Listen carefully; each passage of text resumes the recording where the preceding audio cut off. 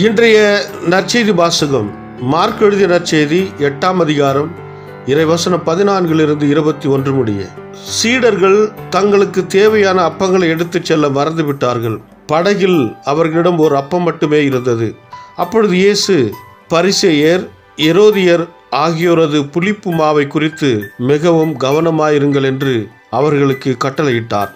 அவர்களோ தங்களிடம் அப்பம் இல்லையே என்று ஒருவரோடு ஒருவர் பேசிக்கொண்டிருந்தார்கள்.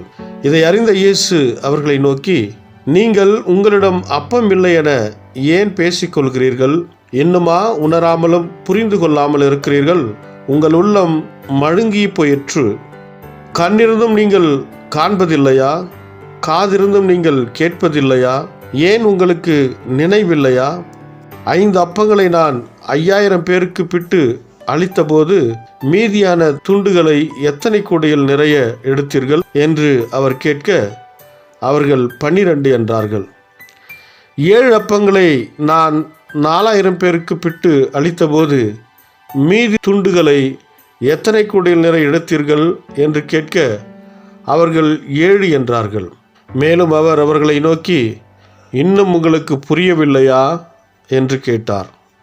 ಇದು ಕ್ರಿಸ್ತು ವழங்கும் ನற்செய்தி. ಕ್ರಿಸ್ತುವೇ ಉಮக்கு புகழ். ಮಾರ್ಕ ಅಧ್ಯಾಯ 8 ವಚನ 14-21 ಶಿಷ್ಯರು ದೋಣಿಯಲ್ಲಿ ಹೋಗುತ್ತಿದ್ದಾಗ ಅವರ ಬಳಿಯಲ್ಲಿ ಒಂದೇ ಒಂದು ರೊಟ್ಟಿ ಇತ್ತು.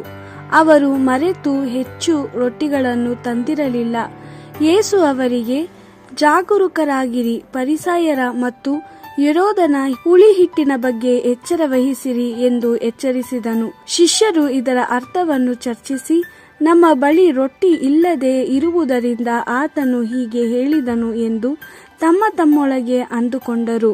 ಶಿಷ್ಯರು ಇದರ ಬಗ್ಗೆ ಮಾತಾಡುತ್ತಿರುವುದು ಯೇಸುವಿಗೆ ತಿಳಿದಿತ್ತು. ಆದ್ದರಿಂದ ಆತನು ಅವರಿಗೆ, ರೊಟ್ಟಿ ಇಲ್ಲವೆಂದು ನೀವು ಚರ್ಚಿಸುವುದೇಕೆ?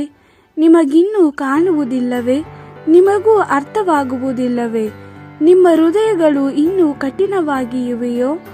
ನಿಮ್ಮ ಕಣ್ಣುಗಳು ಕುರುಡಾಗಿವೆಯೋ? ನಿಮ್ಮ ಕಿವಿಗಳು ಕಿವುಡಾಗಿವೆಯೋ?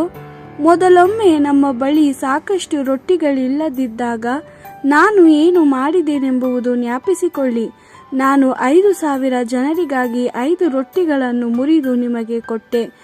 ಅವರು ಊಟ ಮಾಡಿದ ಮೇಲೆ ತಿನ್ನಲಾರದೆ ಬಿಟ್ಟ ಚೂರುಗಳನ್ನು ಎಷ್ಟು ಬುಟ್ಟಿಗಳಲ್ಲಿ ತುಂಬಿದ್ದೀರಿ ಎಂಬುದು ನಿಮಗೆ ನೆನಪಿಲ್ಲವೇ ಎಂದು ಹೇಳಿದನು. ಆ ಶಿಷ್ಯರು, ನಾವು 12 ಬುಟ್ಟಿಗಳಲ್ಲಿ ತುಂಬಿದೆವು ಎಂದು ಉತ್ತರಿಸಿದರು. ನಾನು 4,000 ಜನರಿಗಾಗಿ 7 ರೊಟ್ಟಿಗಳನ್ನು ಮುರಿದು ಕೊಟ್ಟದ್ದನ್ನು ಜ್ಞಾಪಿಸಿಕೊಳ್ಳಿ. ಅವರು ಊಟ ಮಾಡಿದ ಮೇಲೆ ತಿನ್ನಲಾರದೆ ಬಿಟ್ಟ ಚೂರುಗಳನ್ನು ಎಷ್ಟು ಬುಟ್ಟಿಗಳಲ್ಲಿ ತುಂಬಿದ್ದೀರಿ ಎಂಬುದು ನಿಮಗೆ ನೆನಪಿಲ್ಲವೇ ಎಂದು ಹೇಳಿದನು. ಅದಕ್ಕೆ ಶಿಷ್ಯರು, ನಾವು 7 ಬುಟ್ಟಿಗಳಲ್ಲಿ ತುಂಬಿದ್ದೆವು ಎಂದು ಉತ್ತರಿಸಿದರು. ಆಗ ಯೇಸು ಅವರಿಗೆ, ನಾನು ಮಾಡಿದ ಈ ಕಾರ್ಯಗಳನ್ನು ನೀವು ಜ್ಞಾಪಕದಲ್ಲಿಟ್ಟುಕೊಂಡಿದ್ದೀರಿ, ಆದರೆ ನೀವಿನ್ನೂ ಅರ್ಥ ಮಾಡಿಕೊಳ್ಳುವುದಿಲ್ಲವೇ ಎಂದು ಕೇಳಿದನು. ದೇವರ ವಾಕ್ಯವಿದು. ದೇವರಿಗೆ ಕೃತಜ್ಞತೆ ಸಲ್ಲಲಿ. Gospel according to Mark chapter 8 verse 14-21. The disciples had forgotten to bring more bread and had only 1 loaf with them in the boat.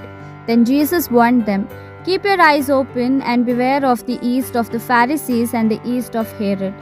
Wondering what he meant, they said to one another, it is because we have no bread. Aware of this, Jesus asked them, why are you talking about the loaves you are short of? Do you not see or understand? Are your minds closed? Do you have eyes that do not see and ears that do not hear? And do you not remember when I broke the 5 loaves among 5,000? How many baskets of leftovers did you collect? They answered, 12. And the 7 loaves for the 4,000, how many did you collect? They answered, 7.